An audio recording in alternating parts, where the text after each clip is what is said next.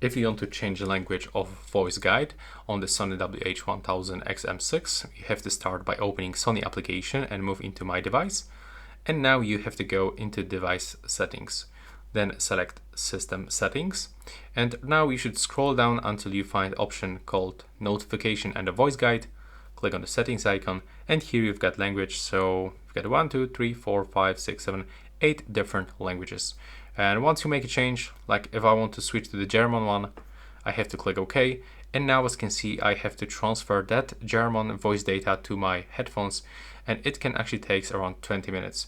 You have to be connected into the Wi-Fi or mobile data, and you have to keep your headphones close to your phone. Now you have to click OK and just wait for it. As you can see, in my case, it's not working because the battery level of my headphones are too low. So you have to also keep in mind that you have to charge your headphones up to 50% to actually make those changes.